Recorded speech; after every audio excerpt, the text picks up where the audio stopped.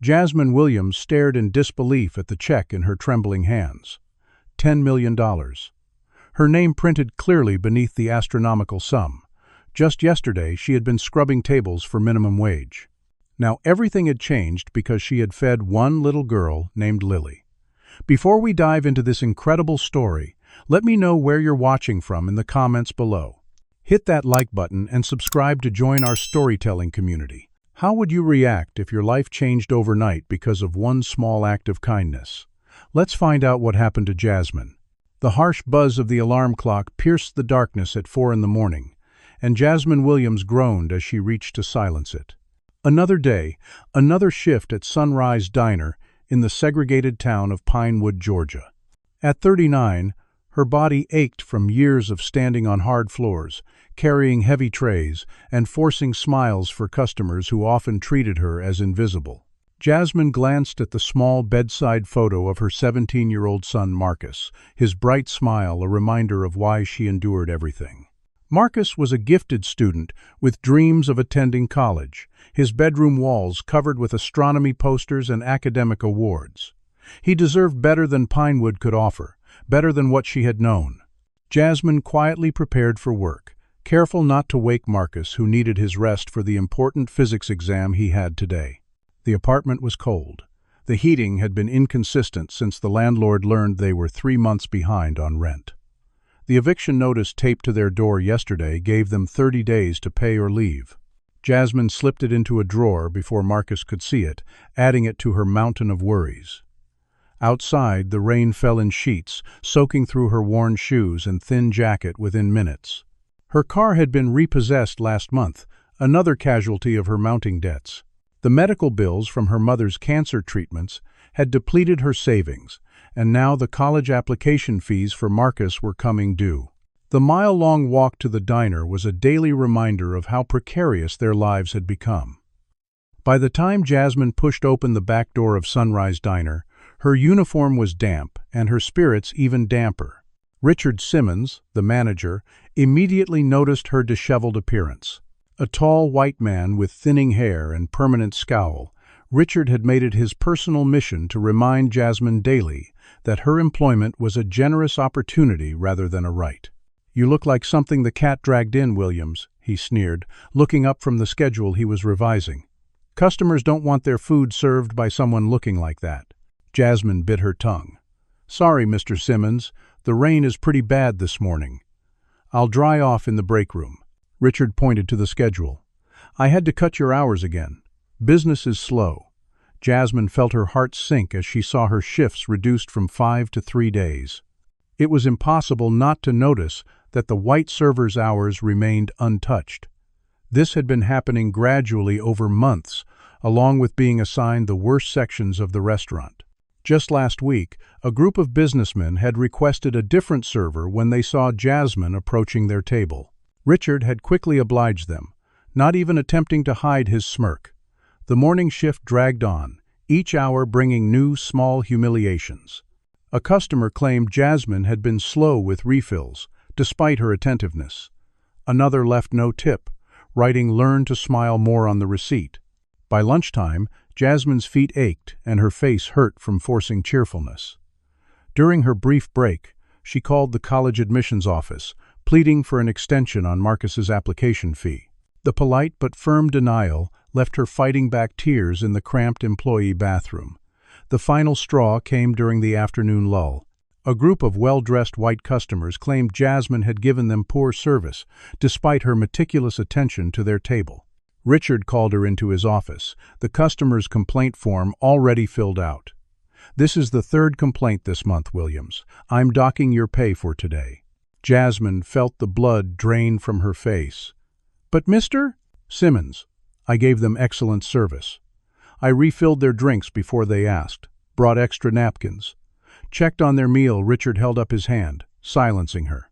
"Are you calling our valued customers liars? Because that's grounds for termination. Maybe you should think about whether this job is right for you." The threat hung in the air between them. Jasmine wanted to quit, to tell Richard exactly what she thought of him and his valued customers. But where would she go? In Pinewood, Jobs for black women were scarce, especially ones that paid enough to support a teenager with college ambitions. She thought of the loan she'd been denied last year despite her perfect credit score. The apartment complex across town that mysteriously had no vacancies when she inquired. The time Marcus was stopped by police for looking suspicious while walking home from the library with astronomy books. "I understand, Mr. Simmons. It won't happen again," she finally said, the words tasting bitter. Richard nodded, satisfied with her submission. "You're closing tonight." Susan called in sick. Another punishment disguised as a work necessity. By evening, the diner had emptied as a severe thunderstorm rolled through Pinewood. Lightning flashed across the darkened windows, illuminating the nearly empty restaurant. Jasmine wiped down tables, mentally calculating how much money she'd lost today and how far behind they would fall on bills. The door chimed unexpectedly, drawing her attention to the entrance as a small figure appeared, silhouetted against the raging storm. The small figure rolling through the door was a little white girl in a wheelchair, completely soaked from the raging storm. Water dripped from her honey-blonde hair onto her pale face, her small body shivering violently as she propelled herself into the warm diner. The girl couldn't have been more than 8 years old, her blue eyes wide with fear and relief at finding shelter. Jasmine immediately put down her cleaning cloth and moved toward the child, concern overriding everything else. "Oh my goodness, sweetie, you're soaking wet. What are you doing out in this storm all alone?" The little girl's teeth chattered as she attempted to speak. I got separated from Miss Parker. We were at the History Museum, and I wanted to see the space exhibit, but she was talking to someone. I thought I could find my way back, but then it started raining, and I got lost." Jasmine noticed Richard and the 2 remaining white customers watching, but making no move to help. A middle-aged white couple in the corner booth actively turned away, the woman whispering something to her husband. Richard emerged from behind the counter, his expression stern. "Williams, the bathrooms need cleaning before close. Don't waste time. We're not a daycare center." Jasmine straightened her spine, making a split-second decision. "This child needs help, Mr. Simmons. She's freezing cold and lost." Without waiting for his response, Jasmine knelt beside the wheelchair and spoke gently. "My name is Jasmine. What's yours, honey?" "Lily," the girl responded, her small hands gripping the wheels of her chair tightly. "Lily Whitfield," Jasmine smiled warmly. "Well, Lily Whitfield, let's get you dried off and warmed up, okay?" She guided the wheelchair to a booth far from Richard's disapproving glare. Grabbing a clean tablecloth from her station, Jasmine carefully wrapped it around the shivering child. "This will help until we can get you properly dried. How about some hot chocolate to warm you up?" Lily nodded eagerly, her blue eyes brightening slightly. Richard approached their table, looming over them with crossed arms. "Williams, I told you to clean the bathrooms. This is not part of your job description." Jasmine kept her voice low but firm. "Mr. Simmons, this child is soaking wet and alone. I can't just leave her. I'll clean the bathrooms after I help her." Richard's face darkened, but something in Jasmine's expression must have warned him not to push further. He retreated, muttering about wasting company resources. Jasmine quickly prepared hot chocolate and brought over a grilled cheese sandwich, setting them before Lily with a gentle smile. "There you go, sweetheart. This should help warm you up." As Lily ate hungrily, Jasmine noticed a distinguished-looking man in an expensive suit enter the diner, pausing just inside the door.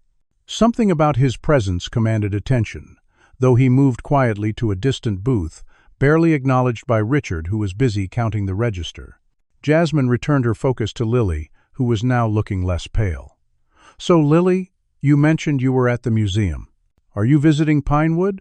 Lily nodded, taking a sip of her hot chocolate, leaving a small chocolate mustache that made Jasmine smile. "Yes, my dad has meetings here. He's really important and busy." She said this matter-of-factly, without pride or complaint. "I have cerebral palsy, so Miss Parker travels with us to help me when Dad is working." Jasmine nodded understanding. "And where is your dad staying? We should call him." A flash of sadness crossed Lily's face. "At the Grand Hotel." Mom would have known what to do. She always knew everything. "But she died last year in a car accident. The simple statement, delivered with a child's directness, struck Jasmine's heart. "I'm so sorry, Lily. That's really hard. I lost my mother recently too, to cancer. It's okay to miss them a lot." Lily looked up, a connection forming between them. "Does it ever stop hurting?" Jasmine shook her head honestly. "Not completely, but it changes. It becomes a special kind of remembering." They sat in comfortable silence for a moment before Lily spoke again. "I like stars. I was trying to find the space exhibit because they had real meteorite pieces. Did you know some stars explode and become black holes?" Jasmine smiled, thinking of Marcus. "My son loves astronomy too. He can name all the constellations and knows all about black holes and neutron stars." "Really? That's so cool. I want to be an astronomer when I grow up. Or maybe an astronaut, if they make wheelchairs that work in space." Lily's enthusiasm was infectious, momentarily lifting the weight of the day from Jasmine's shoulders. From across the room, Jasmine could hear Richard speaking in low tones to the remaining server. "Look at her, getting all comfortable with that kid, doesn't know her place. Some people just don't understand boundaries." The server glanced uncomfortably toward Jasmine but said nothing. Jasmine pretended not to hear, focusing instead on Lily's animated description of the solar system. After Lily had finished eating, Jasmine pulled out her phone. "We should call your father now. He must be worried sick." As Lily reached for the phone, Richard approached again, this time with clear irritation. "Enough of this, Williams. Your shift is almost over, and these tables won't clean themselves. Stop wasting time with charity cases and do your job." Lily's eyes widened at his harsh tone, her small hand withdrawing from the phone. Jasmine felt a surge of protective anger rise within her, stronger than her usual caution.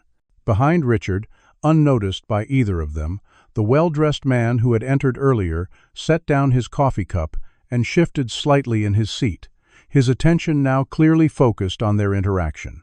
"Mr. Simmons, with all due respect, I am not leaving this child alone."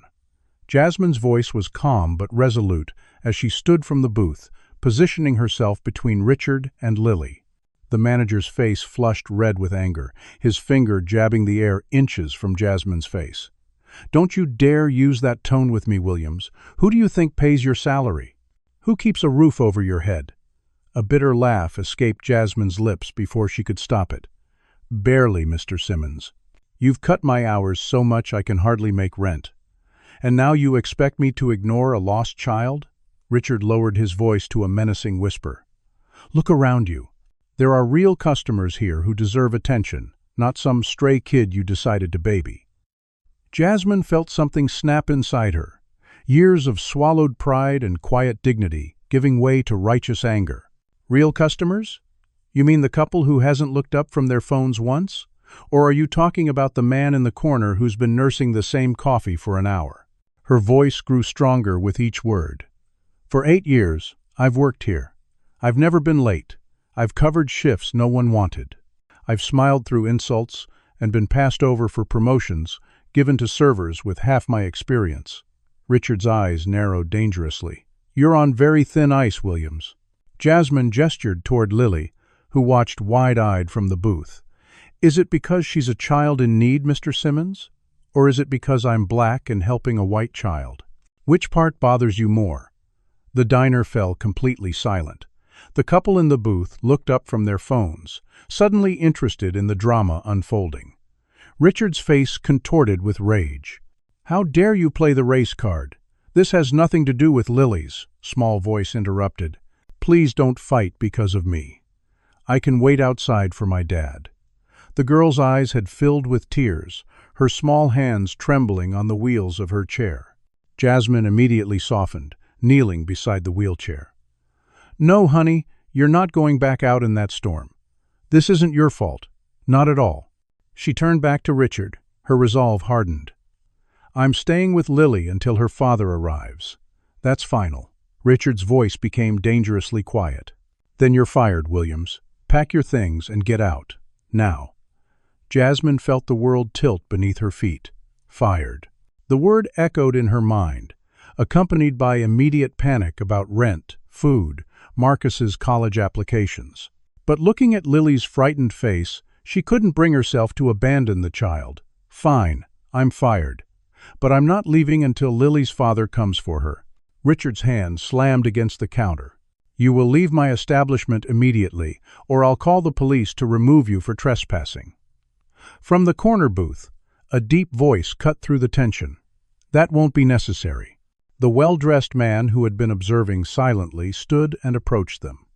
His expensive suit and commanding presence immediately changed the atmosphere in the diner.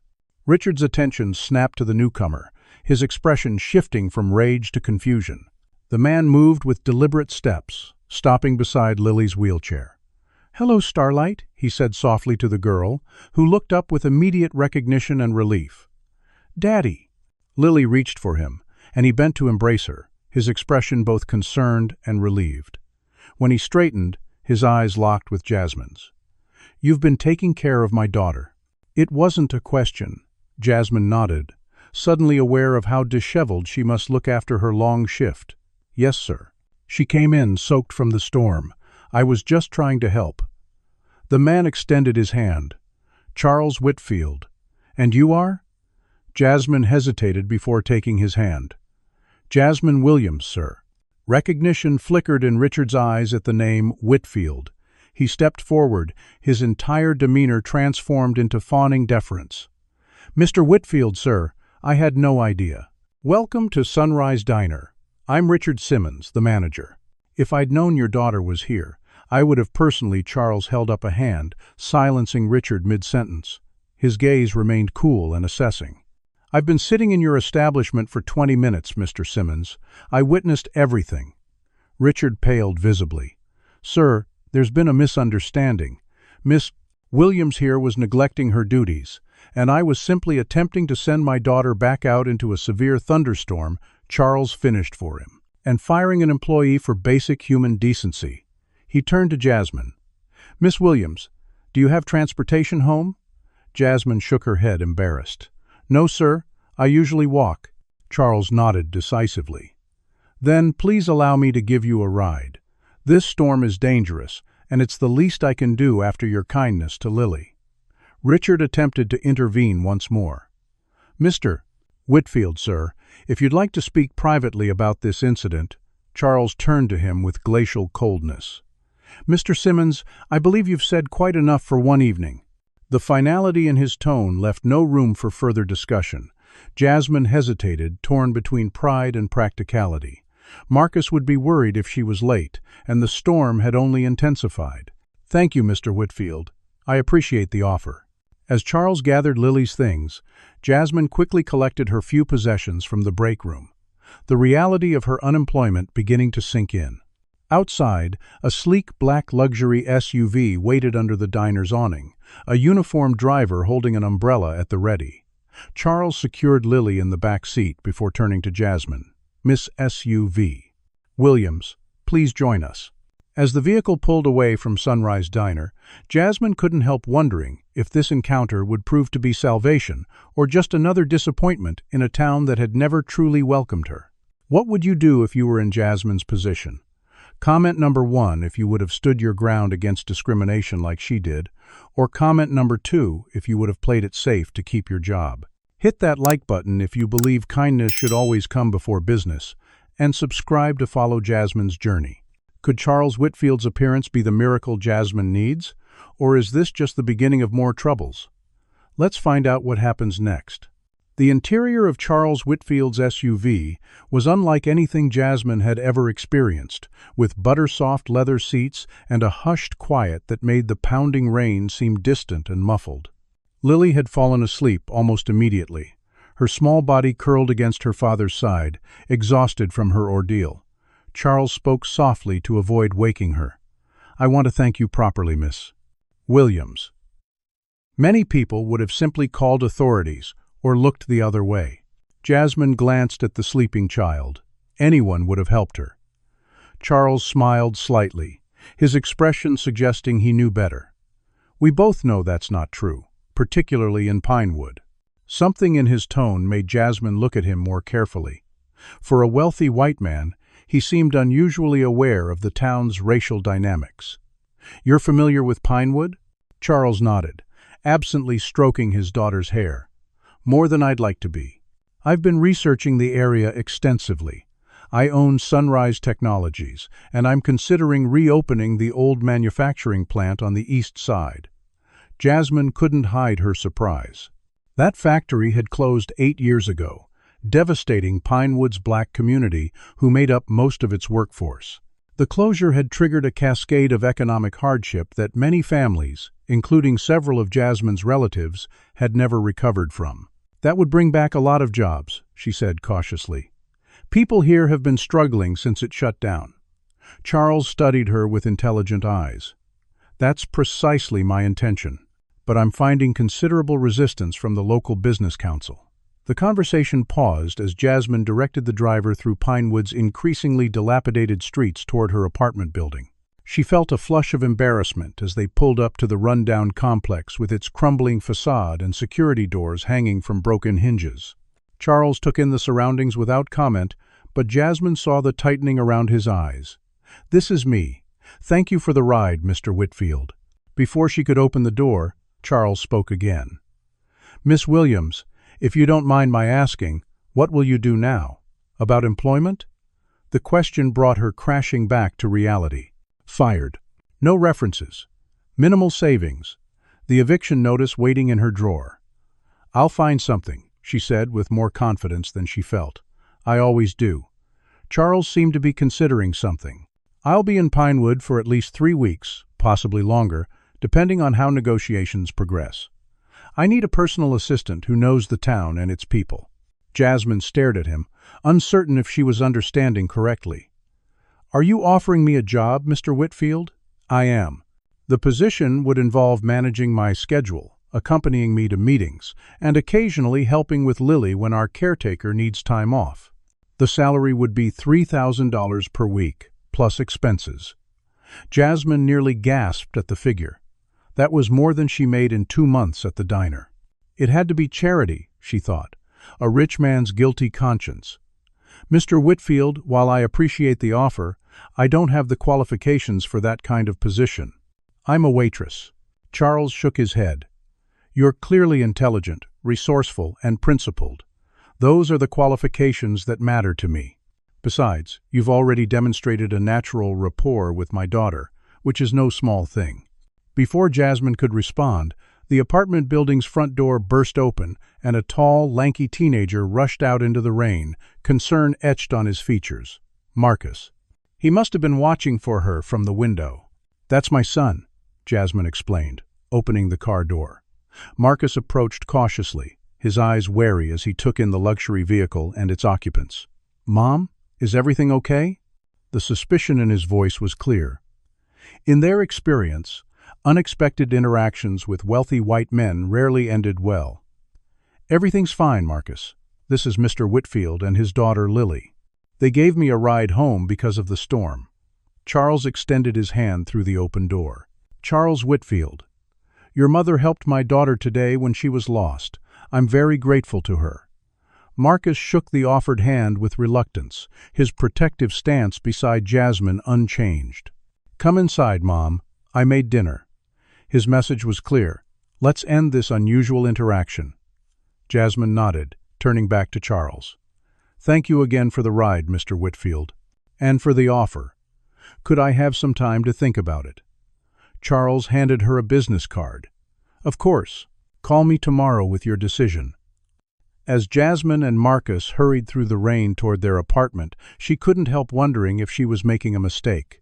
Inside their small 2-bedroom unit, Marcus immediately began questioning her. "What happened? Why were you in that car? And what offer was he talking about?"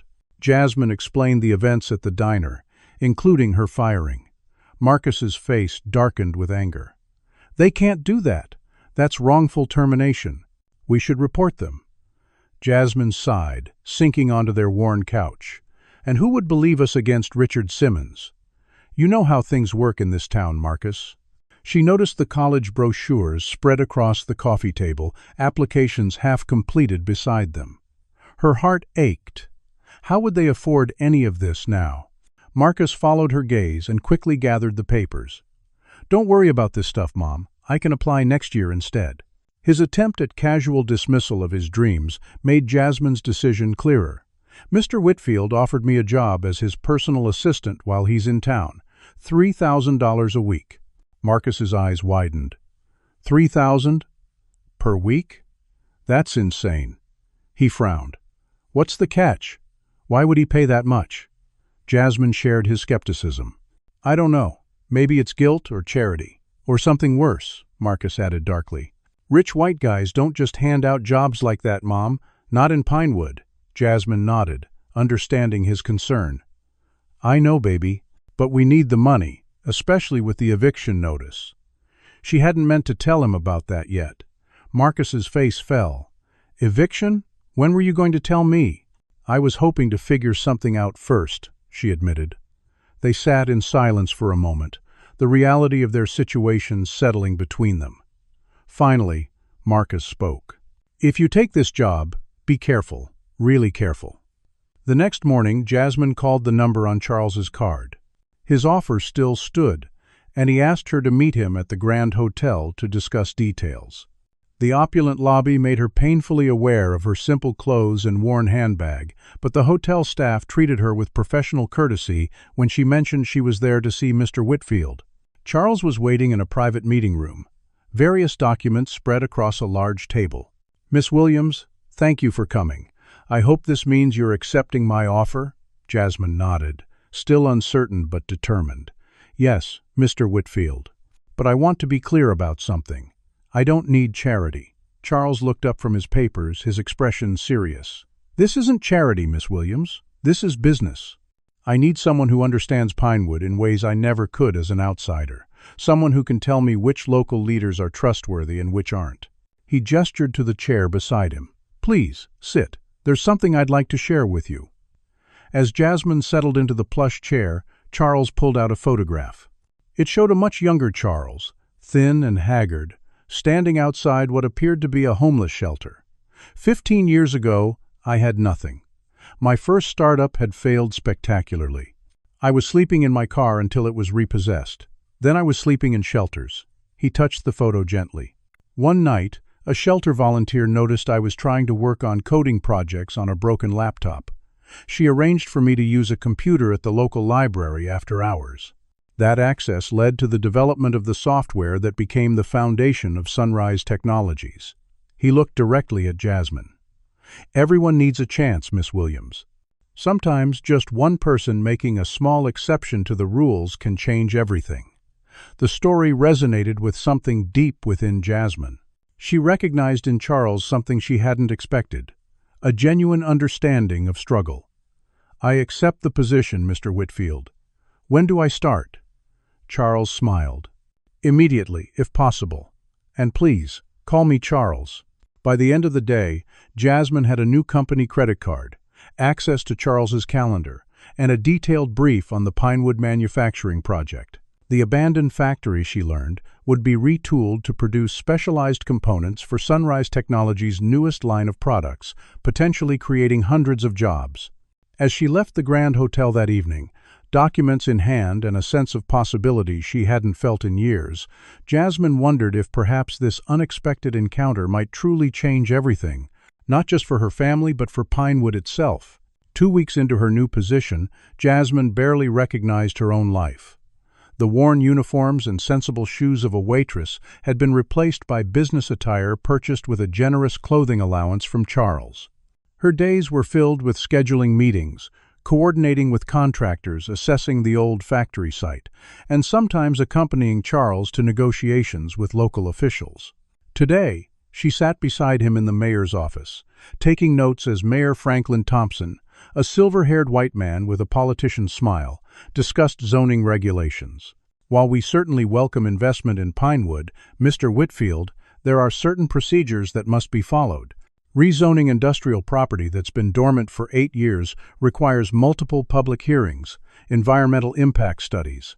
Jasmine recognized the delay tactics for what they were. The mayor had been cool toward the project from the beginning, despite its obvious benefits for the community. Charles maintained his composure. "Mayor Thompson, My team has already conducted preliminary environmental assessments, which I've provided to your office. As for public hearings, I welcome them. The community should have input on a project that will bring hundreds of jobs to Pinewood." The mayor's smile tightened. "Yes, well, these things take time. Perhaps 6 to 8 months before we could—" "The standard rezoning process takes 60 days, Jasmine interjected, consulting her tablet. According to Municipal Code Section 34.7, Mayor Thompson's eyes narrowed as he turned to Jasmine. "Miss Williams, isn't it? I believe I was addressing Mr. Whitfield." Charles leaned forward slightly. "Miss Williams is correct, Mayor, and she speaks for Sunrise Technologies in this matter. Her input is as valid as mine." The subtle power shift wasn't lost on anyone in the room. As they left City Hall, Charles nodded appreciatively. "Well done." Thompson wasn't expecting to be challenged on the specifics. Jasmine smiled, feeling a surge of professional pride she hadn't experienced in years. 8 years working in a diner, you learn to spot when someone's trying to give you the runaround. Later that afternoon, Jasmine accompanied Charles to the hotel suite, where Lily was working with her tutor. The girl's face lit up when she saw Jasmine. "Miss Jasmine, guess what? I finished my astronomy project." Lily proudly displayed a model of the solar system, the planets arranged with impressive accuracy. "Marcus helped me with the distances yesterday. He knows everything about space." The growing friendship between Lily and Marcus had been an unexpected joy. When Marcus had first visited the hotel to drop off some documents Jasmine had forgotten, Lily had immediately engaged him in conversation about black holes. Their shared passion for astronomy had quickly transcended the differences in age and background. Charles encouraged the friendship, arranging for Marcus to use the hotel's conference room for studying when their apartment was too noisy with the ongoing construction in neighboring units. Today, Marcus was due to arrive after school to help Lily with more astronomy facts for her project. As Jasmine checked Charles's emails, she couldn't help overhearing Lily ask her father, "Why don't people want you to build your factory, Daddy?" "Marcus says it would help a lot of families." Charles sighed. "Sometimes, Starlight, people resist change, even good change. Is it because the workers would be mostly black? Marcus says that's why the mayor is making it hard." Out of the mouths of babes, Jasmine thought, looking up from her tablet. Charles met her eyes, a silent communication passing between them about the astuteness of children. "That's part of it," Charles admitted to his daughter. "But we're going to build it anyway, because it's the right thing to do." The conversation was interrupted by a knock at the door. Instead of Marcus, it was the hotel manager, looking uncomfortable. "Mr. Whitfield, there's a situation in the lobby. A young man is insisting he has a meeting here, but he's not on our approved guest list." Charles frowned. "What young man?" "He says his name is Marcus Williams, sir." Jasmine stood immediately. "That's my son. He's expected." The manager shifted uncomfortably. "I'm sorry, Miss Williams, but after the incident yesterday, we've been instructed to strictly enforce our security protocols." Jasmine felt her chest tighten. "What incident?" Charles was already moving toward the door. "Let's resolve this downstairs." In the opulent lobby, Marcus stood at the reception desk, clearly frustrated. Security personnel hovered nearby, watching him with unwarranted suspicion. His face reflected relief when he saw Jasmine and Charles approaching. "Mom, they won't let me up. They said I need to be on some list." Charles addressed the front desk manager directly. "Marcus Williams is always to be admitted to my suite without question. Please update your records accordingly." The manager nodded deferentially to Charles while barely acknowledging Marcus. "Of course, Mr. Whitfield. A misunderstanding." As they returned to the elevator, Marcus whispered to Jasmine, "That's the 3rd time this week. Yesterday they followed me through the lobby like I was going to steal something." Jasmine squeezed his hand, a familiar mixture of anger and helplessness washing over her. Back in the suite, Lily's enthusiasm quickly dispelled the tension as she excitedly showed Marcus her completed project. Jasmine used the moment to pull Charles aside. "This can't keep happening. He's a 17-year-old honor student, not a criminal." Charles's expression was grim. "I'll speak with hotel management again. This is unacceptable." He paused. "I've been meaning to discuss something with you." The opposition to our project is organizing. There's a town meeting tomorrow night, and based on my sources, it won't be friendly. Jasmine had been hearing whispers as well. Richard from the diner had apparently been spreading rumors about her, suggesting she had earned her position through inappropriate means. Old colleagues now avoided eye contact when she passed them on the street. "I know," she admitted. "People are talking." Charles studied her face. "This will likely get worse before it gets better. Are you prepared for that?" Before she could answer, her phone buzzed with a text from their elderly neighbor, Mrs. Jackson. "Police stopping black boys on our block again. Marcus okay?" Jasmine showed Charles the message, her heart racing. "This is the second time this week. They're targeting him because of me, because of this job." Charles's jaw tightened. "This stops now." He made a call, speaking in terse commands to someone about documentation and patterns of harassment. When he hung up, his expression was resolute. "I've asked my security team to start keeping records, times, badge numbers, vehicle information. If they're systematically targeting Marcus or anyone else connected to our project, we'll build a case." The next evening, Jasmine and Charles attended the town meeting at Pinewood's municipal building. The room was packed, with a clear division. On one side, residents from Pinewood's predominantly black east side who supported the factory reopening. On the other, the town's business leaders and more affluent white residents. Mayor Thompson called the meeting to order, his practiced political smile firmly in place. "We're here to discuss Sunrise Technologies' proposal to reopen the old Westfield manufacturing plant. While we appreciate Mr. Whitfield's interest in our community, there are serious concerns about traffic, noise, and environmental impact." From the audience, Victor Hayes, a prominent real estate developer, stood to speak. This proposal would significantly decrease property values in surrounding neighborhoods. "My firm has plans for luxury condominiums in that area that would better serve Pinewood's future." Murmurs of discontent rose from the East Side residents. Charles requested the floor, his calm demeanor a stark contrast to the tension in the room. "Sunrise Technologies is committed to environmentally responsible manufacturing. Our facility would create over 300 jobs with competitive wages and benefits. As for property values, I find it interesting that Mr. Hayes expresses concern now when his company has been buying foreclosed homes in East Pinewood at record rates." A woman from the East Side stood. "Those foreclosures happened because the bank changed our loan terms without warning. My family had lived in that house for 40 years before Hayes' company took it." Others began to voice similar experiences, years of pent-up frustration pouring out. The meeting devolved into heated exchanges, with Mayor Thompson struggling to maintain order. In the midst of the chaos, Charles approached the microphone again. "If Pinewood's leadership continues to obstruct this project through discriminatory practices, Sunrise Technologies will take its investment elsewhere, and we will ensure that the reasons for our departure are widely publicized." The threat landed like a bombshell.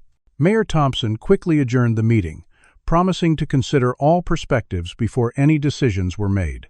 As Jasmine and Charles left the building, a local reporter approached them, recording device extended. "Mr. Whitfield, are you accusing Pinewood's leadership of racial discrimination?" Charles glanced at Jasmine before responding. "I'm saying that any community that allows systematic exclusion of qualified workers based on race is not a community where Sunrise Technologies wants to do business." The statement would be headline news by morning. Back at her apartment that night, Jasmine found Marcus waiting up, despite the late hour. "How'd it go?" he asked, setting aside his physics textbook. Jasmine sighed, dropping her bag on the kitchen counter. "Your mother just helped a billionaire threaten to publicly shame an entire town. So, there's that," Marcus grinned. "Wish I could have seen their faces." His smile faded as he reached for an envelope on the counter. "This was taped to our door when I got home." Inside was a crude note made from cut-out magazine letters. "Know your place or pay the price." Beneath the threatening message was a photograph of Marcus walking home from school, clearly taken without his knowledge. Jasmine stared at the threatening collage, a cold fear replacing her earlier triumph. Their stand against Pinewood's entrenched discrimination was just beginning, and the opposition had made it clear they would fight dirty. The photograph of Marcus walking home, captured by an unknown stalker, lay on Charles's desk in the Grand Hotel suite. Charles examined it carefully before placing it in a growing file labeled Pinewood Incidents. Over the past week, similar threats had been delivered to other families connected to the factory project, primarily those from the East Side Black community who had spoken at the town meeting. Jasmine paced the room, unable to contain her anxiety. "This goes beyond intimidation, Charles. Someone is actively stalking my son. The police said there's nothing they can do without evidence of an actual crime." Charles closed the file. "The police chief is Mayor Thompson's brother-in-law. I wouldn't expect much help from that quarter." He pulled out his laptop. "But we've been doing our own investigation. My security team has been following the money trail behind the opposition to our project." He turned the screen to show Jasmine a complex diagram of business relationships and property transactions. Everything leads back to three people: Mayor Thompson, Richard Simmons, and this man, Victor Hayes. Jasmine recognized Hayes as the real estate developer from the town meeting. "What's their connection?" Charles pointed to a highlighted section. "Hayes Development has purchased 67 foreclosed properties in East Pinewood in the last 5 years, most for pennies on the dollar. Richard Simmons serves on the board of Pinewood Community Bank, which handled those foreclosures. And Mayor Thompson's private consulting firm received substantial payments from both entities." The implications were clear. They engineered the foreclosures? Charles nodded grimly. The bank suddenly changed loan terms, raised interest rates, or found technical violations to force families into default. Classic predatory lending, but with a specific target: black homeowners in East Pinewood. Jasmine felt sick. She remembered her cousin losing his home 3 years ago after the bank claimed he had missed a payment, despite his meticulous record-keeping.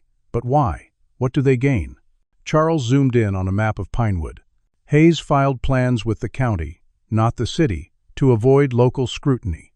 He's planning a massive development called Pinewood Estates, where the black community currently stands. Luxury homes, an exclusive golf course, high-end shopping. But he needs to acquire more properties and ensure the old factory remains closed. The systematic destruction of a community for profit. Jasmine thought of the families who had lived in East Pinewood for generations, their history being erased property by property. "We need to expose this." Charles closed his laptop. "We will, but carefully. These men have power and resources. The threats against Marcus prove they're willing to go to extreme measures." As if summoned by the mention of his name, Marcus knocked on the suite door, arriving for his regular study session with Lily. But today, he wasn't alone. An elderly white woman with silver hair and a cane stood beside him. "Mrs. Green insisted on coming with me," Marcus explained as they entered. "She says she has information about what's happening." Eleanor Green had been a teacher in Pinewood for over 40 years before retiring. Though frail in appearance, her mind remained sharp, her blue eyes alert as she surveyed the room. "Mr. Whitfield, I've been watching what's happening in my town. Things I've stayed silent about for too long." Charles helped her to a comfortable chair. "What kind of things, Mrs. Green?" The elderly woman's hands trembled slightly as she opened her handbag, removing a worn leather journal. "I've documented patterns of discrimination in Pinewood for decades. Which loan applications were denied, which businesses were harassed by selective code enforcement, which students were discouraged from advanced placement courses despite qualifying scores." She handed the journal to Charles. "I was afraid to speak out while still teaching. They would have fired me, but I kept records." Jasmine leaned forward. "Why are you sharing this now?" Mrs. Green's eyes found hers. "Because when I saw Marcus being followed by that police car yesterday, I recognized the pattern. The same things happened before the Black Business District was condemned in 1986. Before the integrated housing project was mysteriously burned in 92, history repeating itself." While Charles examined the journal, Lily emerged from her bedroom, brightening at the sight of Marcus. Mrs. Green smiled at the girl. "You must be Lily. Your father has caused quite a stir in our little town." Lily wheeled herself over. My dad's going to build a factory so people can have jobs. But some mean people don't want him to. Mrs. Green nodded. Some people prefer things to stay the way they've always been, even when those ways hurt others. She turned back to Charles. There's something else you should know. Your wife was in Pinewood before her accident, Mr. Whitfield. The statement hung in the air like a thunderclap. Charles stared at Mrs. Green, his composure faltering for the first time since Jasmine had known him. What did you say? Mrs. Green met his gaze steadily. Catherine Whitfield. She came to Pinewood about 14 months ago. She was asking questions about the foreclosures, the bank, Mayor Thompson's business dealings. She met with several families who had lost their homes. Charles's face had gone pale. That's not possible. Catherine was researching sustainable manufacturing practices in Atlanta before she died. That's what the police report said. She was doing both, Mrs. Green replied. She came to my house, showed me her press credentials, said she was working on an investigative piece about systematic economic discrimination in small southern towns. Lily, sensing the tension, wheeled closer to her father. Daddy, what is she saying about Mommy? Charles put his arm around his daughter, his mind clearly racing. I don't know, Starlight. But we're going to find out. He looked at Mrs. Green. Did my wife mention what she found? The elderly teacher shook her head. Not specifically, but she was excited during our last conversation. Said she had documents that would blow the whole thing wide open. That was 3 days before I read about her accident in the paper. The implications were staggering. Had Catherine Whitfield's death truly been an accident? Or had she uncovered something so damaging that someone ensured she couldn't publish her findings? While Charles processed this revelation, Marcus had been examining the diagram on the laptop.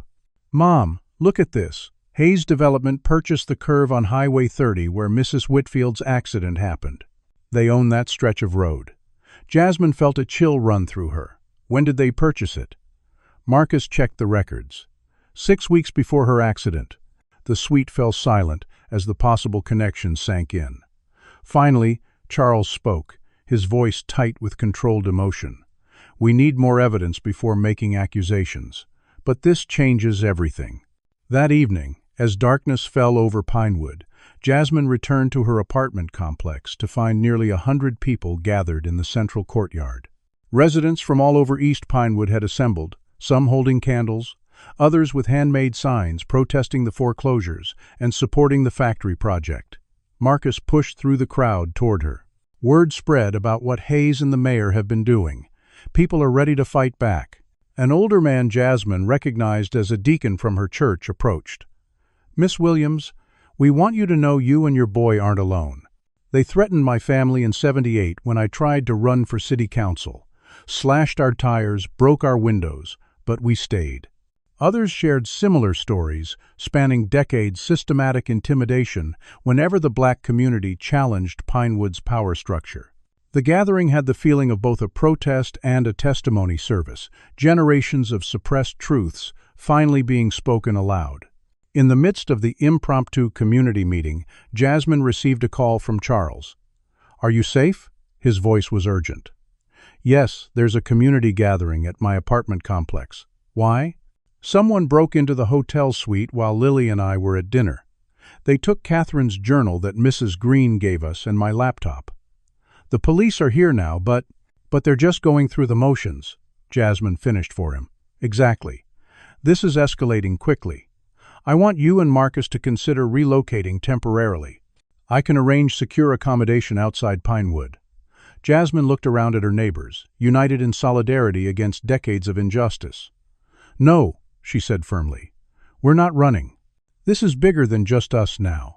It's about an entire community that's been systematically targeted for generations. After hanging up, Jasmine addressed the assembled residents, sharing what they had discovered about Hayes, the mayor, and the bank. They've been working together for years to push us out, property by property. But we have strength in numbers and truth on our side. A young woman raised her hand. What can we actually do against people with that kind of power and money? It was Marcus who answered. Document everything. Every instance of harassment, every unfair bank practice, every selective enforcement of city codes. Start social media accounts dedicated to exposing what's happening in Pinewood. Contact state and federal authorities who aren't under local influence. The gathering evolved into an organized resistance, with committees formed to gather evidence, provide security for threatened families, and reach out to media contacts. As Jasmine watched her son help coordinate these efforts, pride swelled within her.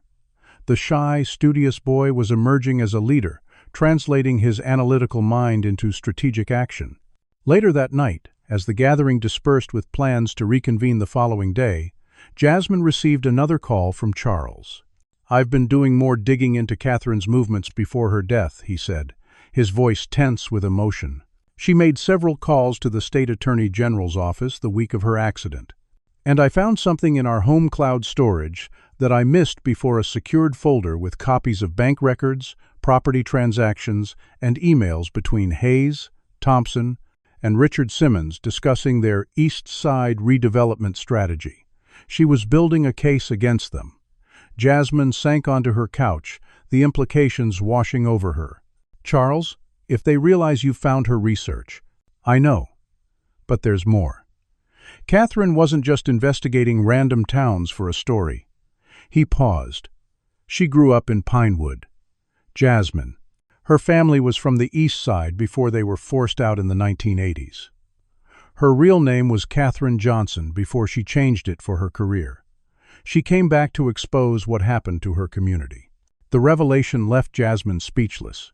All this time, Charles had been drawn to Pinewood not by random business interests, but by his wife's unfinished mission. "Does Lily know?" "No," Charles replied softly. "Catherine never told her about Pinewood. I think she wanted to fix things first, make it a place she could be proud to show our daughter." The puzzle pieces were falling into place. Charles's determination to rebuild the factory, his focus on hiring from the East Side, his immediate connection with Jasmine's struggle, all of it stemmed from honoring his wife's hidden purpose. "What happens now?" Jasmine asked. Charles's response was resolute. "Now we finish what Catherine started." Have you ever discovered that what seemed like a random encounter was actually part of a much larger plan?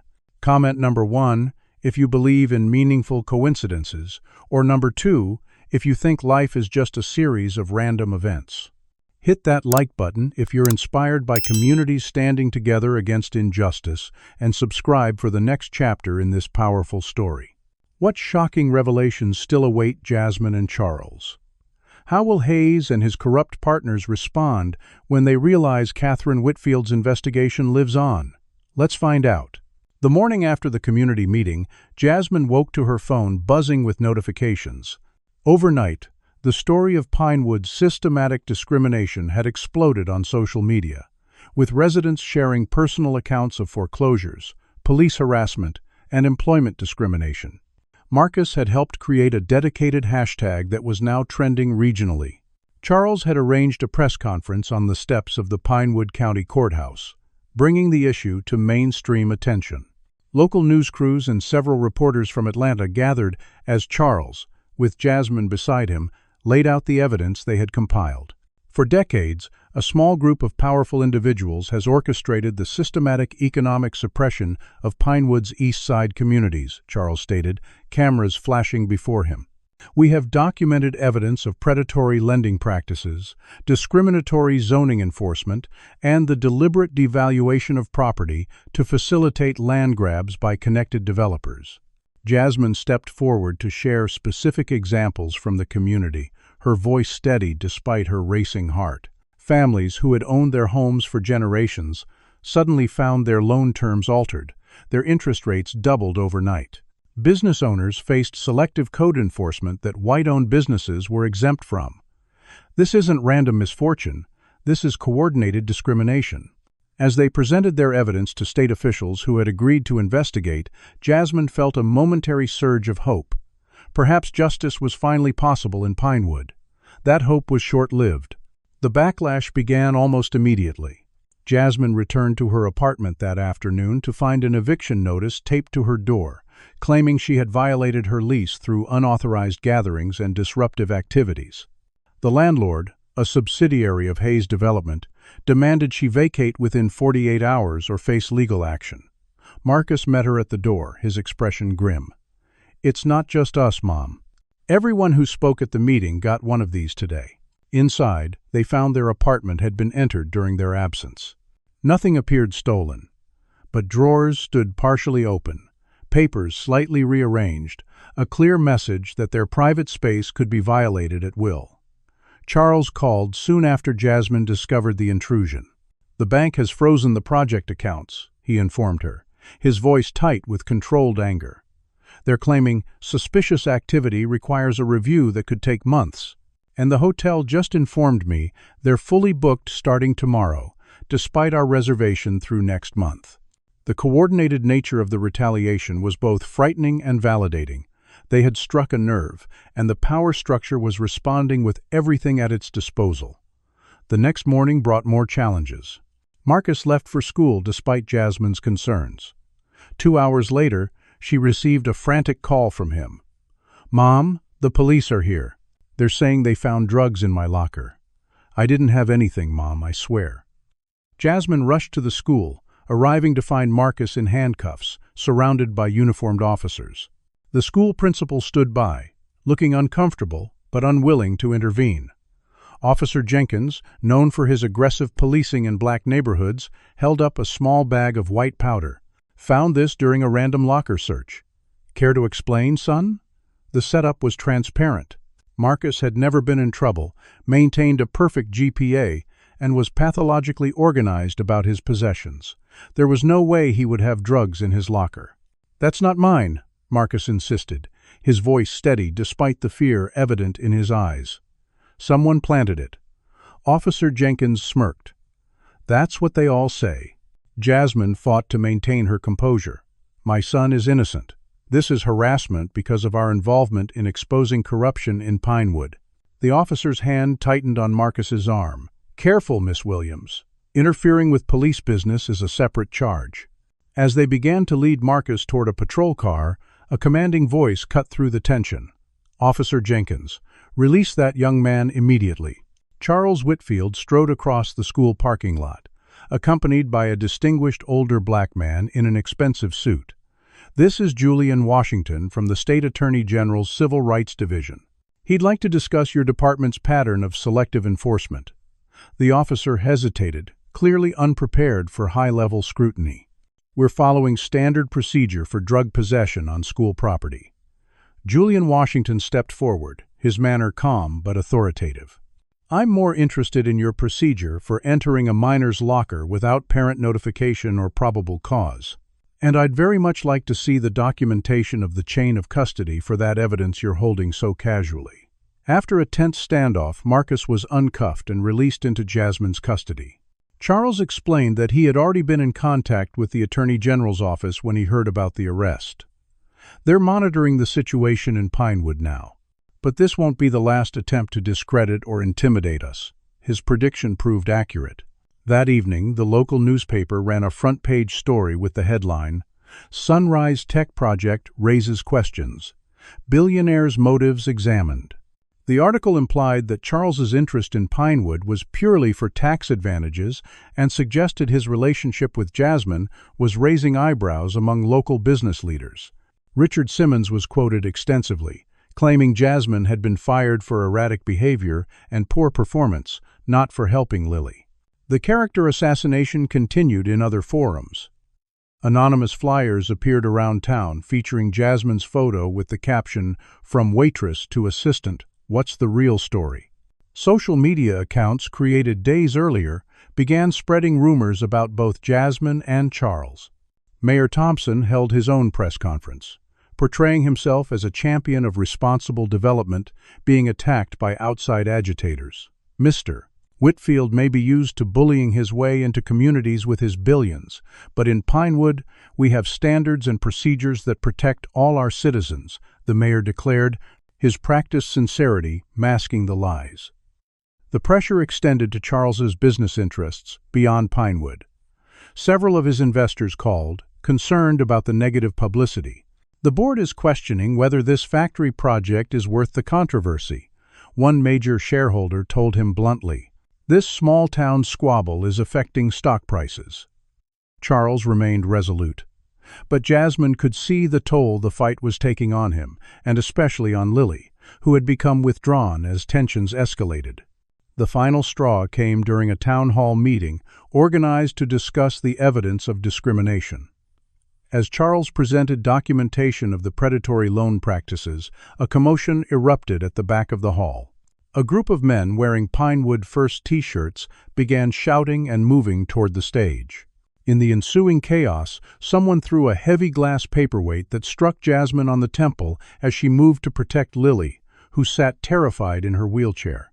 Blood streaming down her face, Jasmine maintained her position, shielding the child until security personnel restored order and medical help arrived. At the hospital, receiving stitches for the gash on her temple, Jasmine made a difficult decision. "Lily can't stay in Pinewood, Charles. It's not safe for her. This is turning violent." Charles nodded, the weight of the situation evident in his exhausted eyes. "I have a property in the mountains, very private, with good security. I want you to take her there while I deal with this situation." Jasmine hesitated. "Me? What about Marcus? He can come too, of course." "But Lily trusts you, Jasmine. She needs stability right now, and you're one of the few people providing that in her life." The proposal presented a wrenching choice. Jasmine believed deeply in the fight for justice in Pinewood, had helped mobilize the community, and felt responsible for seeing it through. But Lily's safety transcended all other considerations. Marcus, showing wisdom beyond his years, made the decision easier. "You should go with Lily, Mom," he said when she discussed it with him that night. "I'll stay with Mrs. Jackson. We've got a whole network of community members documenting everything now. The social media campaign is gaining national attention. I can help coordinate from here." Jasmine studied her son's face, seeing the determination there. "These people are dangerous, Marcus." "What happened today proves that," he nodded solemnly. "That's exactly why we can't back down now. Too many families have suffered for too long. If we stop, they win, and nothing changes."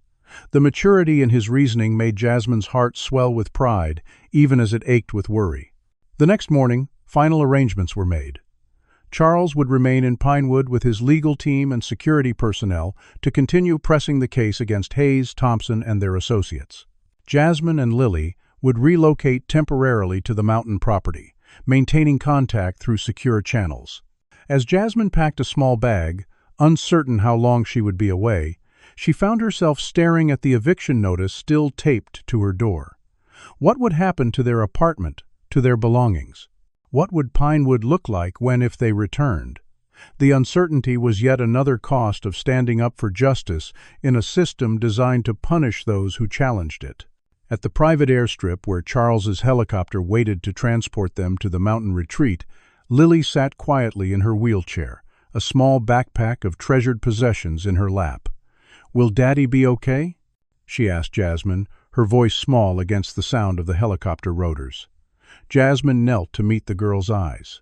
"Your dad is very brave and very smart, Lily. He's fighting for something important, just like your mom was." Lily's eyes widened. "My mom? What do you mean?" Jasmine realized she had inadvertently referenced information Lily didn't yet have. Before she could respond, Charles approached to say goodbye. His farewell with Lily was emotional, filled with reassurances and promises to call daily. When he turned to Jasmine, his expression conveyed everything words couldn't. "Take care of her," he said simply. "And yourself," Jasmine nodded. "Be careful, Charles. These people have already shown what they're capable of." As the helicopter lifted off, Jasmine watched Pinewood shrink beneath them, the town's neat division between east and west sides starkly visible from above. The battle lines of a decades-long struggle for equality laid bare in the geography itself. Beside her, Lily pressed her face to the window, watching her father become a distant figure below. Jasmine put her arm around the child's shoulders, feeling the weight of responsibility and the uncertain path ahead. The helicopter banked east, toward the mountains and temporary safety, leaving behind a community at a critical turning point in its long struggle for justice. The mountain retreat was a modernist structure of glass and stone nestled among towering pines, its floor-to-ceiling windows offering breathtaking views of the surrounding wilderness. For Lily, the change of scenery provided a welcome distraction from the tensions of Pinewood, though she asked about her father constantly. For Jasmine, the peaceful setting contrasted sharply with the turmoil they had left behind. She checked news updates obsessively, following developments through secure messages from Charles and Marcus. 3 days after their arrival, while Lily was working with her remote tutor via video conference, Jasmine explored the house more thoroughly. In what appeared to be a home office, she found a wall of photographs documenting Charles and Catherine's life together. Catherine Whitfield had been a striking woman with intelligent eyes and a warm smile that matched her daughter's. In many photos, she was holding a reporter's notebook or camera, clearly passionate about her work. On the desk sat a leather-bound journal similar to the one Mrs. Green had given them, which had subsequently been stolen. Curiosity overcoming her sense of propriety, Jasmine opened it, discovering it was Catherine's personal journal. The entries dated back several years. But Jasmine turned to the final months before Catherine's death. The pages confirmed what Mrs. Claude Green had revealed.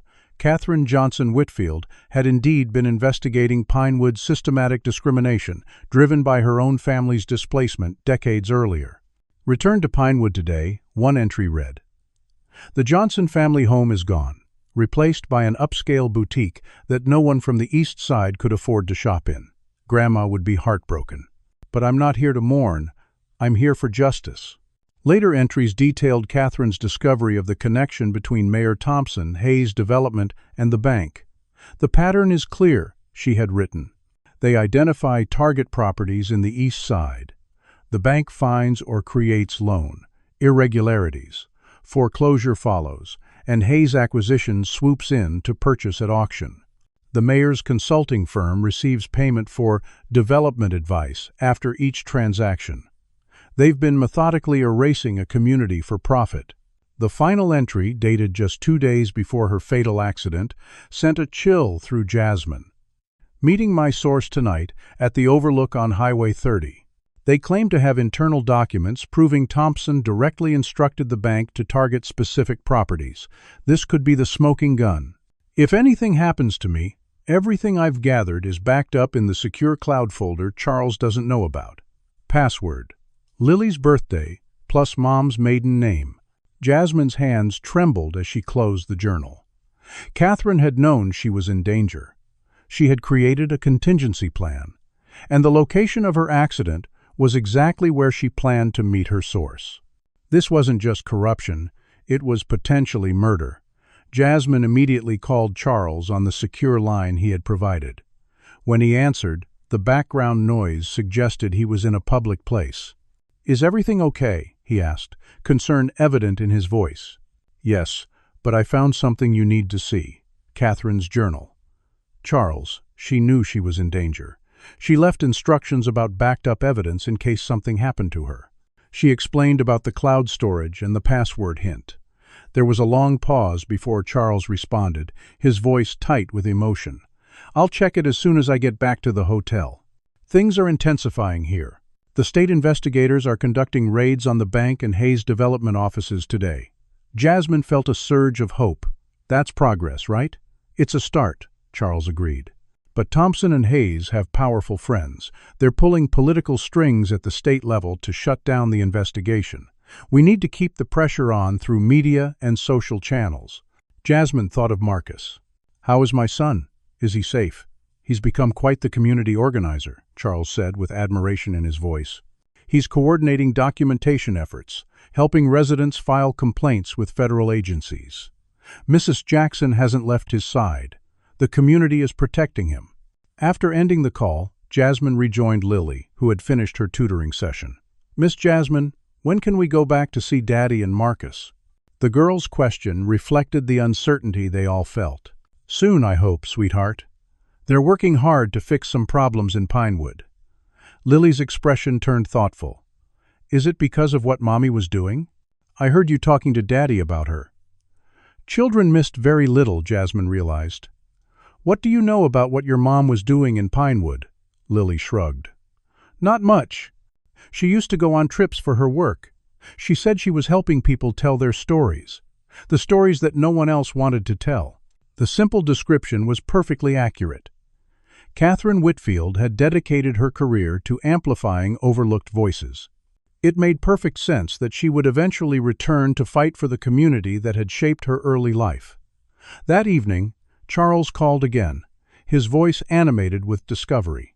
I found Catherine's backup files. Jasmine, it's all here: emails, bank records, internal memos.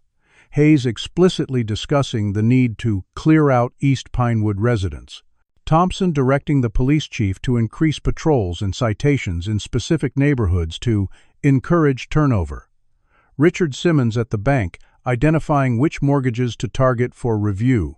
It's the entire conspiracy documented in their own words. The evidence was damning, but Charles's tone wasn't purely triumphant. "What's wrong?" Jasmine asked, sensing his reservation. "Someone accessed these files 2 days ago, before I found them.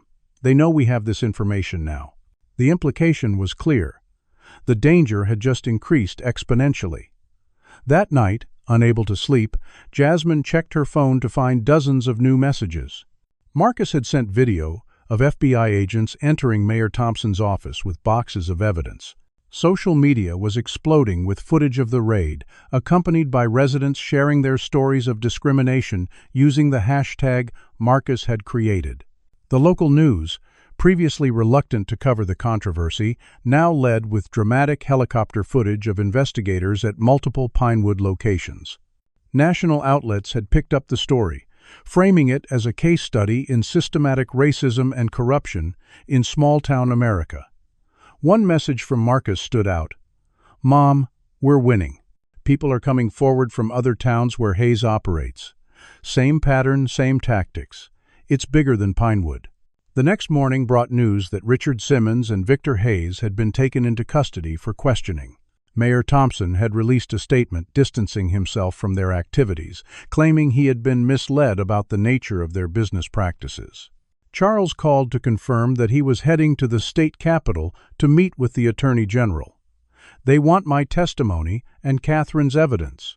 This is becoming a major case." "What about Lily and me?" Jasmine asked. "Is it safe to return?" Charles hesitated. "Not yet. Thompson is cornered and desperate.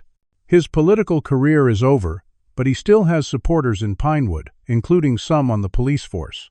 Let's wait until the state investigation is further along." The waiting was difficult, especially as they watched events unfold from afar.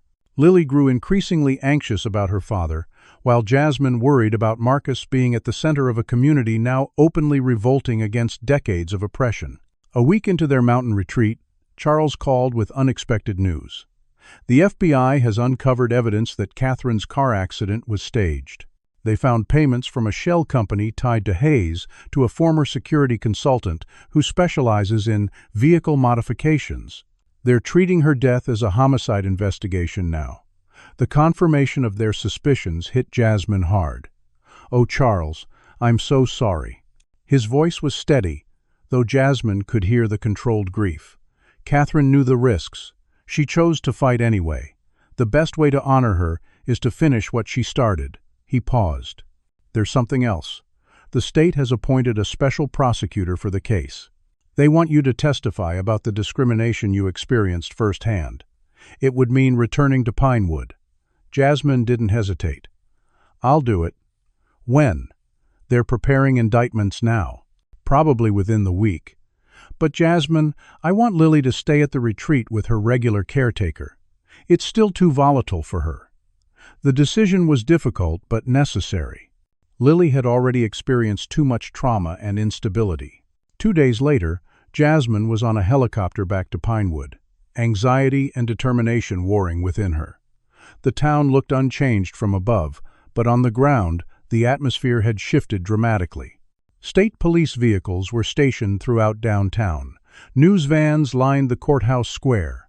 Residents moved with purpose rather than fear, many wearing T-shirts with slogans supporting the East Side community. Marcus waited at the private airfield, rushing to embrace her as she disembarked. He had grown taller in the short time they'd been apart, or perhaps it was just the newfound confidence he carried. "Mom, you wouldn't believe what's happening. People are coming back to reclaim properties they were forced out of years ago. The state's appointed a special master to review all the foreclosures. And the East Side Community Council is drafting proposals for how the factory project should benefit residents." His excitement was contagious, though Jasmine remained cautious. What about Thompson and his supporters? Are they just accepting this? Marcus's expression sobered. No, they're fighting back through lawyers and political connections, and there are still threats. But we're not alone anymore. There are too many eyes on Pinewood now for them to get away with what they used to do. Over the next few days, Jasmine worked with state investigators, providing detailed testimony about the discrimination she had witnessed and experienced. She reconnected with community members who had organized in her absence, many crediting Marcus's leadership for keeping momentum building.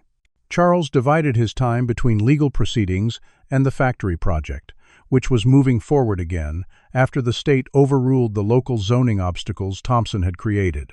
The coordinated resistance against East Pinewood was crumbling as more evidence emerged and more officials faced scrutiny. On the day Mayor Thompson was arrested on corruption charges, Jasmine and Charles stood on the steps of the courthouse, surrounded by community members and media.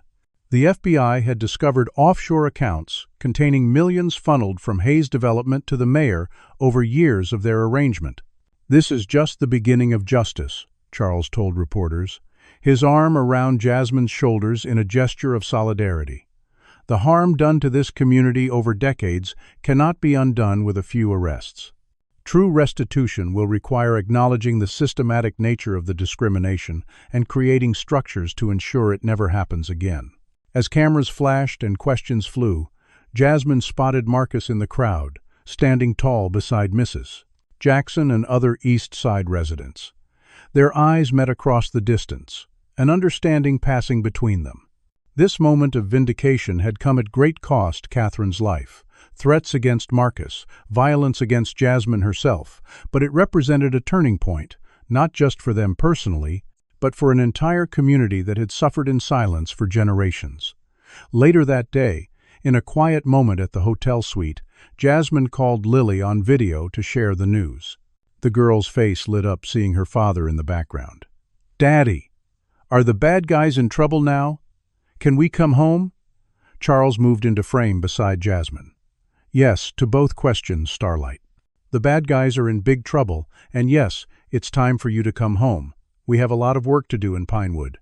As Lily chatted excitedly about returning, Jasmine reflected on the journey that had brought them to this point. From a chance encounter during a thunderstorm to a movement that had exposed decades of injustice, all sparked by one simple act of kindness toward a lost child. The system had fought back with everything at its disposal, but this time, truth and justice were prevailing against entrenched power and privilege. The battle wasn't over, but for the first time in Pinewood's history, the future held real promise of equality and opportunity for all its citizens. 1 year after the stormy night that brought Lily Whitfield into Jasmine's life, Pinewood had become almost unrecognizable. The once sharp dividing line between East and West had begun to blur as new businesses, community spaces, and housing developments spread throughout the town. The old manufacturing plant, now renovated and expanded as Sunrise Technology's newest production facility, hummed with activity, employing over 300 Pinewood residents, primarily from the previously marginalized East Side. Where abandoned storefronts and foreclosed homes once stood, vibrant shops and restored historic buildings now lined the streets. Jasmine drove through town, noting the changes with pride and amazement. Today marked the official opening of the Catherine Johnson Whitfield Community Center, built on the site of the diner where she had once worked. The irony wasn't lost on her. Richard Simmons was serving 5 years in federal prison for his role in the discrimination conspiracy, while she now held the position of Executive Director of Community Relations for Sunrise Technologies, overseeing millions in investment throughout Pinewood and similar communities nationwide. As she parked outside the impressive new building, a group of teenagers emerged from the entrance, Marcus among them. At 18, Her son had completed his first semester at Princeton University on a full scholarship, studying astrophysics as he had always dreamed. He was home for summer break, leading a science program for local youth at the community center. "Mom! Perfect timing," Marcus called, waving her over. "We just finished setting up the exhibits for the ceremony." Inside, the spacious community center buzzed with activity. One wing housed educational facilities, including a state-of-the-art computer lab and library. Another contained health services, legal aid offices, and financial counseling resources the East Side had been systematically denied for generations. The central atrium featured an exhibition on Pinewood's history, unflinchingly documenting both the discrimination of the past and the community's resilience. "Charles just called," Marcus informed her as they walked through the building. "He and Lily are on their way from the airport. The governor confirmed he's attending the ceremony, too." Jasmine nodded, checking her notes for the day's events. "The media presence will be significant. It's important we emphasize this isn't just about celebrating what we've accomplished, but acknowledging how much work still remains." The past year had brought significant justice to Pinewood. Mayor Thompson had been sentenced to 12 years for corruption, racketeering, and civil rights violations. Victor Hayes faced even longer imprisonment, after evidence linked him directly to Catherine Whitfield's murder. The state had established a restitution fund for families who had lost homes through predatory lending, with special provisions for those who wished to return to Pinewood. The Sunrise Diner, once a site of discrimination, had been purchased by a cooperative of former employees and transformed into a thriving community-owned business where workers shared in profits and management decisions. Federal investigators had used Pinewood as a launching point to examine similar patterns in other small towns throughout the region, uncovering comparable schemes of racial discrimination masquerading as economic development. But perhaps most meaningful to Jasmine was the change in community consciousness. Pinewood residents from both east and west sides had engaged in difficult but necessary conversations about the town's history and future. A Truth and Reconciliation Commission, modeled after successful examples from around the world, had created space for acknowledgement, apology, and concrete commitments to equity. As Jasmine completed her inspection of the community center, her phone buzzed with a message from Charles. "Just landed. Lily can't stop talking about the surprise." The surprise was the newly completed astronomical observatory behind the community center, named after Marcus's grandmother. Built with state-of-the-art equipment donated by Sunrise Technologies, it would serve both educational purposes for local schools and research opportunities for visiting scientists. Marcus had designed much of the programming himself, creating a pathway for Pinewood youth to explore careers in science and technology. An hour later, the community center's main hall was filled to capacity. Jasmine stood at the podium, looking out at faces that reflected the true diversity of Pinewood elderly residents who had fought discrimination for decades, young families building new lives in a changed community, former adversaries now working as allies toward common goals. Charles sat in the front row, Lily beside him in her wheelchair, now 9 years old, and wearing a dress covered in stars and planets. Marcus stood with his astronomy club students, their telescopes and project boards displayed proudly along one wall. "1 year ago, Jasmine began. A chance encounter in a thunderstorm changed not just my life, but the trajectory of an entire community. What began as a simple act of kindness revealed a decades-long system of injustice that had shaped Pinewood's development and limited its potential." She gestured to the timeline displayed on the wall behind her, documenting the town's history of segregation, economic discrimination, and community resistance. The Catherine Johnson Whitfield Community Center stands not just as a resource for our town, but as a reminder that true change requires both acknowledging painful truths and committing to a more equitable future. Catherine sacrificed her life, pursuing justice for a community that shaped her childhood. Today, we honor that sacrifice by continuing her work. The ceremony included presentations from community members sharing their experiences, state officials outlining ongoing oversight of Pinewood's transformation, and young people describing their hopes for the town's future. When Charles took the stage, he spoke not as a billionaire investor or corporate leader, but as a husband honoring his wife's legacy and a father creating a better world for his daughter. Catherine believed that journalism at its best gives voice to those who have been silenced and holds power accountable for its actions, he said, emotion evident in his voice. Through her work, through her life, she demonstrated that change begins with truth-telling, no matter how uncomfortable that truth might be. He unveiled a portrait of Catherine that would hang in the center's main hall, her intelligent eyes and determined expression captured perfectly by a local artist. This center bears Catherine's name, but it belongs to the people of Pinewood. Its success will be measured not by the building itself, but by the community it helps build. After the formal ceremony, Jasmine led Lily and a group of excited children to the observatory behind the community center for its official opening. The gleaming white dome stood in sharp contrast to the green hills beyond, a symbol of knowledge and possibility, rising from once neglected ground. Inside, Marcus guided the children through the sophisticated equipment, explaining how the massive telescope would allow them to view distant galaxies and cosmic phenomena. "This is so cool!" Lily exclaimed, her wheelchair positioned perfectly at one of the viewing stations Marcus had specifically designed to be accessible. "Can we really see black holes with this?" Marcus laughed. "Not directly, they don't emit light. But we can observe their effects on nearby stars and matter. Tonight, if it's clear, I'll show you a galaxy with a supermassive black hole at its center." As the children explored the observatory, Jasmine found herself standing beside Charles, watching their children share their passion for the stars. "Did you ever imagine this outcome when you first came to Pinewood?" she asked quietly. Charles shook his head. "Never. I came seeking justice for Catherine, hoping to complete what she started. I never expected to find a partner in that mission, or to see transformation on this scale." He looked at her with warmth and respect. "You made this happen, Jasmine.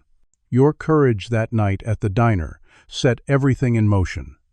Jasmine thought about the chain of events that had led them here, from a storm-soaked child in a wheelchair to a community reclaiming its power and future. "We all played our parts," she said. "Catherine started it. Lily brought us together. Marcus mobilized the community. You provided resources and influence. I just refused to look away when I saw injustice." Charles smiled. "That refusal is rarer and more powerful than you know." As evening fell, community members gathered on the observatory's viewing deck for the first official night of stargazing. Marcus, in his element, guided visitors through the summer constellations visible in the darkening sky. Lily, appointed his official assistant, distributed star charts to eager children and adults alike. Jasmine observed the scene with a full heart, thinking of how far they had all come. The waitress, who had once struggled to pay rent, now led initiatives affecting thousands of lives. The shy, anxious boy, who feared police harassment, now confidently taught astronomy to the children of those same officers. The grieving billionaire and his disabled daughter had found not just justice for their loss, but a new extended family and purpose. And Pinewood itself, once defined by its divisions, was becoming a model for how communities could confront their past honestly while building a more equitable future. Later that night, after the crowds had dispersed and only family remained, Marcus aimed the massive telescope toward a distant galaxy, adjusting the settings with practiced ease. "Ready, Lily? This is Messier 87, a galaxy about 55 million light-years away with a black hole billions of times more massive than our Sun at its center." Lily gasped as she looked through the eyepiece.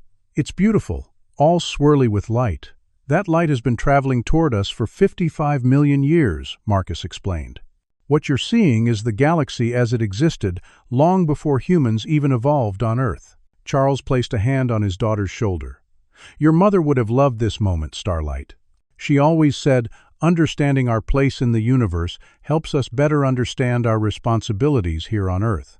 Jasmine thought about Catherine Johnson Whitfield, a woman she had never met but whose legacy had transformed her life. The cosmic perspective that so fascinated Marcus and Lily offered a powerful metaphor for their journey. Just as the light from distant stars continued long after its source had gone, Catherine's pursuit of justice continued to illuminate Pinewood's path forward. The transformation they had witnessed was just the beginning. a single community finding its way toward equity and healing. But like ripples spreading from a stone dropped in water, the changes in Pinewood were already influencing surrounding towns, state policies, and national conversations about systematic discrimination. As they stood together under the stars, connected by chance, choice, and courage, Jasmine realized that the most important transformation had been within themselves. Each had discovered capacities for growth, resilience, and impact they might never have known without the challenges they had faced together. The future, like the universe above them, held infinite possibilities. Has this story touched your heart? If Jasmine's journey from a struggling waitress to a community leader inspired you, hit that like button to let me know. Subscribe for more powerful stories of transformation and justice. What would you have done in Jasmine's position when faced with discrimination? Share your thoughts in the comments below. And remember, sometimes the smallest act of kindness, like feeding a lost child in a storm, can set in motion changes that transform not just individual lives but entire communities. Thank you for joining me on this journey through Pinewood's transformation, and I hope to see you in the next story. This powerful story reminds us that courage often begins with a single act of kindness. Jasmine's decision to help Lily, despite risking her job, sparked a transformation that ultimately exposed decades of systemic racism and brought justice to an entire community. The narrative teaches us that standing against discrimination requires both personal bravery and collective action. When individuals like Jasmine and Charles combine their different strengths and resources, they can challenge even deeply entrenched systems of oppression. The story also demonstrates how power structures maintain inequality through coordinated tactics, economic discrimination, selective law enforcement, and intimidation. Yet it shows that these systems, though formidable, are ultimately vulnerable to truth and persistence. When community members united to document their experiences and demand accountability, they created change that seemed impossible. Perhaps most importantly, this journey illustrates that true justice involves not just punishing wrongdoers, but rebuilding and healing communities. The transformation of Pinewood came through acknowledging painful history, creating pathways for restitution, and establishing new institutions that served everyone equitably. It reminds us that confronting discrimination requires both looking backward at historical injustices and forward toward creating more inclusive futures. One person's courage can inspire a movement, and a movement can transform a community for generations to come. What small act of kindness have you witnessed that led to unexpected positive changes? Or have you ever stood up against discrimination when it would have been easier to stay silent? Share your experiences in the comments below. Your story might inspire others to find their own courage in difficult moments. If this story of transformation and justice resonated with you, please hit that like button to help more viewers discover it. Subscribe to our channel for more powerful narratives that highlight both the harsh realities of discrimination and the inspiring journeys of those who fight against it. Would you have had the courage to stand your ground like Jasmine did in the face of losing your job, or the persistence of Charles in seeking justice for both his wife and an entire community? Let us know in the comments. And if you know someone who needs inspiration to stand up for what's right, please share this video with them. Sometimes we all need a reminder that positive change is possible, even against powerful odds. Thank you for joining us on this emotional journey through Pinewood's transformation. May we all find the courage to feed someone in the storm when the moment calls for it.